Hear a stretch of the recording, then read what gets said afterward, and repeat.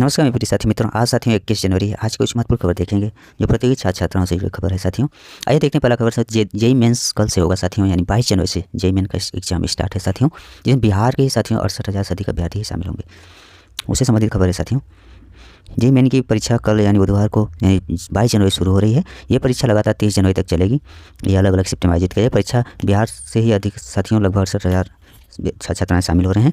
पिछली बार से 20,000 से अधिक छात्र इसमें शामिल हो। देश भर में कुल 13,11,544 छात्र इसमें शामिल हो रहे हैं। बिहार से बीआर्क में इतना 1060 व बी प्लानिंग से 447 छात्र शामिल हो रहे हैं। इस बार बिहार के 11 शहरों में परीक्षा केंद्र बनाए गए हैं। उससे संबंधित खबर है साथियों। आप लोगों का ये साथियों एग्जाम नेशनल टेस्टिंग एजेंसी यानी एनटीए की ओर से आयोजित की जा रही है, जो 22 से 30 जनवरी तक आयोजित हो जाएगा। विभिन्न शिफ्टों में चलेगी। कुल 11 शिफ्टों में देश विदेश के 131 शहरों में आयोजित होने जा रही है। देश विदेश में सिर्फ देश में 131 शहरों में परीक्षा आयोजित होने जा रही है, जिसमें 22 से 29 जनवरी के मध्य 10 शिफ्टों में बीटेक एवं 30 जनवरी को एक शिफ्ट में बीमार्क भी संपन्न होगा। उससे संबंधित साथियों को खबर दिया हुआ है। नेक्स्ट खबर देखेंगे साथियों। 17वीं जो आप लोगों के विद्यार्थियों की जो डिमांड थी री एग्जाम के लिए, आयोग बिल्कुल नहीं सुना साथियों। अभी साथियों मतलब हाई कोर्ट में साथियों पेंडिंग है। याचिका दायर किया गया विद्यार्थियों ने, लेकिन सुनवाई 15 जनवरी सुनवाई थी, लेकिन साथियों उसका भी डेट एक्सटेंड कर दिया गया है। इसमें जिसमें 4 लाख से अधिक अभ्यर्थी अप्लाई किए हैं। अब इसमें बताया जा रहा है 501 पद और बढ़ेंगे। बट विद्यार्थियों जो आरोप है साथियों कि पेपर लीक हुआ है, उस पर भी कोई कार्रवाई ही नहीं हो रहा है। आयोग द्वारा कुछ भी एक्शन नहीं लिया जा रहा है। आयोग मनमाने काम कर रहा है साथियों। ये विद्यार्थियों के लिए अच्छा नहीं है साथियों। कहीं कहीं साथियों और सारे विद्यार्थियों को मौका मिलना चाहिए। एक बार फिर से पोर्टल ऑन करने की भी बात की गई थी, लेकिन आयोग बिल्कुल नहीं सुना साथियों। अपने ही मन का कर रहा है आयोग। इससे संबंधित खबर है साथियों, जिसमें 250 से अधिक पोस्ट हो जाएंगे। बिहार लोक सेवा आयोग 17वीं के बिहार लोक सेवा आयोग की 17वीं संयुक्त प्रतियोगिता परीक्षा के तहत होने वाली जो नियुक्ति है, उसमें 501 पद की बढ़ोतरी होगी। सामान्य प्रशासन ने इसमें साथियों बढ़ोतरी किया। 71वीं कर देते सहकारी पदाधिकारी के 501 पदों की रिक्तियाँ बीपीएससी को भेजी है। यहाँ कुछ सूत्रों के अनुसार बताया जा रहा है कि विभिन्न विभागों से प्राप्त होने वाले जो रिक्त पदों की जांच कर उन पर नियुक्ति के लिए अनुशंसा विभिन्न आयोग एवं संस्थानों को भेजी जा रही है। इसी क्रम में सहकारिता विभाग से प्राप्त रिक्त पदों पर नियुक्ति का प्रस्ताव भेजा गया। आयोग इतना जिद्दी और हठी है साथियों। एक ही में इसमें विवाद है, पेपर लीक की मामला है साथियों, फिर भी इसने इसी पे सीट जोड़ने का फैसला ले रहा है। इसी क्रम में सहकारिता विभाग से प्राप्त रिक्त पदों पर नियुक्ति का प्रस्ताव भेजा गया है। मूल विज्ञापन में इन पदों का उल्लेख नहीं है। बीपीएससी वर्तमान में जारी नियुक्ति प्रक्रिया के तहत इन पदों को भी भर सकता है। इसमें क्या है, अभ्यर्थियों को लाभ होगा। उससे 17वीं संयुक्त प्रतियोगी परीक्षा में अब कुल 2,500 से अधिक पद हो जाएंगे, जिसमें 1927 पद इस समय है शुरुआत में, जो 70 पद फिर बाद में साथियों बढ़ाए गए, जिसमें 501 पद इस समय साथियों प्रखंड सहकारिता एवं अधिकारी के पद पर भी जोड़े जाएंगे। इसमें से कोई 2528 पोस्ट हो जाएंगे साथियों। बीपीएससी संयुक्त परीक्षा के अब तक के लिए सर्वाधिक पोस्ट होगा साथियों। अभी इसमें निर्णय नहीं ले पाया आयोग की पेपर लीक हुआ है, पेपर रद्द होना चाहिए कि नहीं, ये भी इस संशय में है साथियों।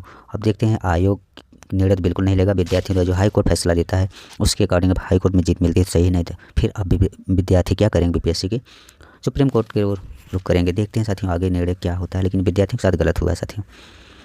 ये रहा साथियों बीपीएससी से संबंधित खबर। नेक्स्ट खबर देखेंगे। बीपीएससी प्राथमिक शिक्षकों की काउंसलिंग साथियों आज से शुरू हो गई है।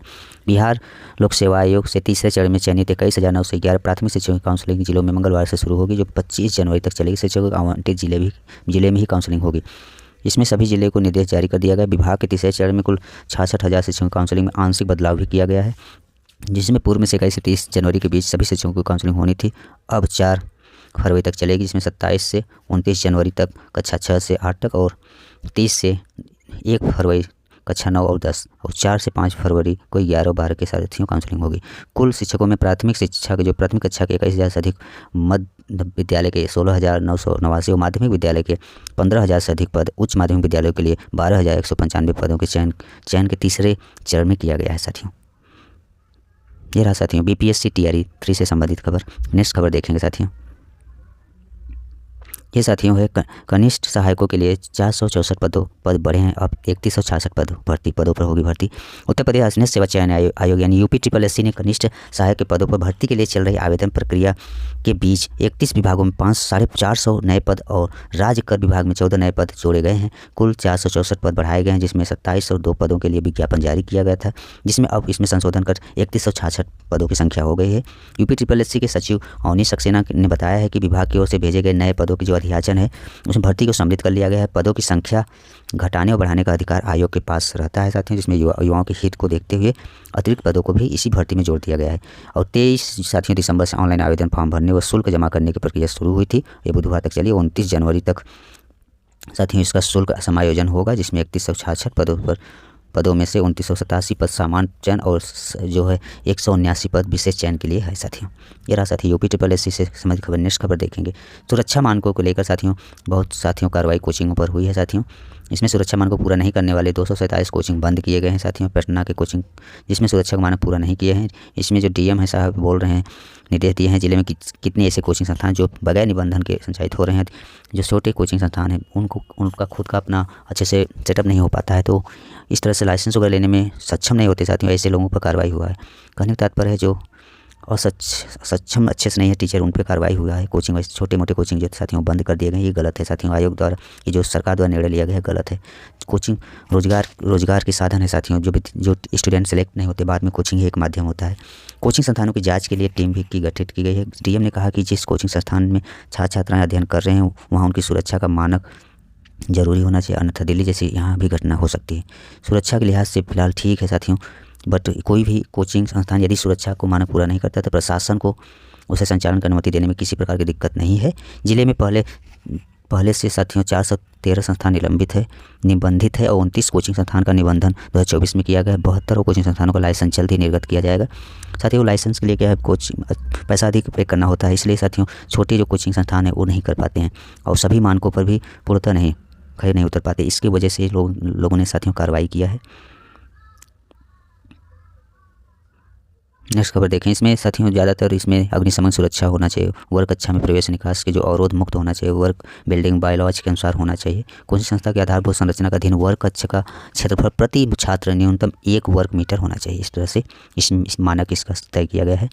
माध्यमिक विद्यालय में LT ग्रेड शिक्षक यानी सहायक अध्यापकों और प्रवक्ता के 500 से अधिक पदों पर चयनित अभ्यर्थियों से दिसंबर के अंत में विद्यालय आवंटन के लिए विकल्प तो भरवा लिए गए, लेकिन नियुक्ति पत्र अभी नहीं दिए गए। अभिलेख सत्यापन की प्रक्रिया साल भर पहले पूरी हो चुकी है। अभ्यर्थी नियुक्ति पत्र के लिए अब माध्यमिक शिक्षा विभाग के चक्कर लगा रहे हैं।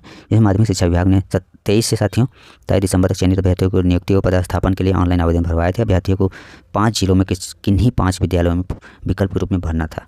नेक्स्ट खबर देखेंगे। 69,000 शिक्षक भर्ती से समय 25 से आरक्षित वर्ग के अभ्यर्थी फिर शुरू करेंगे आंदोलन। 69,000 शिक्षक भर्ती में आरक्षित वर्ग के अभ्यर्थी एक बार फिर से आंदोलन शुरू करेंगे। प्रदेश भर के अभ्यर्थी 25 जनवरी को लखनऊ में एकत्र होंगे। इस दिन से नियमित आंदोलन जारी करेंगे। अभ्यर्थियों का नेतृत्व कर रहे अमरेंद्र पटेल ने कहा कि 25 जनवरी के आंदोलन के माध्यम से सरकार से यही मांग करेंगे कि वो सुप्रीम कोर्ट में जल्द से जल्द पक्ष रखकर मामले को जो है निस्तारण कराएं साथियों। इस सब में सख्त जल्दी से जल्दी कार्रवाई करना चाहिए साथियों। नेक्स्ट खबर देखेंगे। ये है 150 सहायक लेखा परीक्षकों की पदोन्नति व तैनाती जो है निरस्त किया गया है, उससे संबंधित खबर है। प्रदेश सरकार ने निदेशक सहकारी समितियां एवं पंचायत लेखा परीक्षा के माध्यम से करीब 150 ज्येष्ठ लेखा परीक्षकों की सहायक लेखा परीक्षाधिकारियों के पद पर मनमाने ढंग से की गई पदोन्नति व तैनाती सोमवार को निरस्त कर दी गई है। निदेशक को इस मामले की मूल पत्रावली तत्काल शासन भेजने के निर्देश दिए गए। सरकार को 31 दिसंबर को उत्तर प्रदेश अधीनस्थ लेखा परीक्षा सेवा संवर्ग का पुनर्गठन किया गया था। इसके तहत शासन ने लेखा परीक्षा जो अधिकारियों के करीब 255 पदों की संख्या बढ़ाकर 405 कर दिया गया था। इस तरह सहायक लेखा परीक्षा अधिकारी के करीब 150 पद रिक्त हो गए थे। पुनर्गठन के शासनादेश के बाद नियमावली बननी थी। नियमावली कैबिनेट की स्वीकृति के बाद ही लागू की जा सकती थी, किंतु निदेशक सहकारी समितियाँ एवं पंचायत लेखा परीक्षा पद जंग ने 31 दिसंबर को ही 150 सहायक लेखा परीक्षा अधिकारियों को पदोन्नति दी। पदोन्नति करने के बाद 16 जनवरी की इन लेखा परीक्षकों को नई तैनाती भी दे दी गई, जिसमें इस निर्णय लिया गया। इस निर्णय की जानकारी जैसे ही शासन को लगी, उसने निदेशालय से सवाल जवाब किया। नियमावली जारी हुई और बगैर ही पदोन्नति करने व तैनाती किए जाने को लेकर शासन ने नाराजगी भी जताई। विशेष सचिव वित्त समीर वर्मा ने सोमवार को सभी पदोन्नति व तैनातियाँ भी निरस्त कर दी है साथियों। ये रहा साथियों आज की कुछ महत्वपूर्ण खबर। धन्यवाद।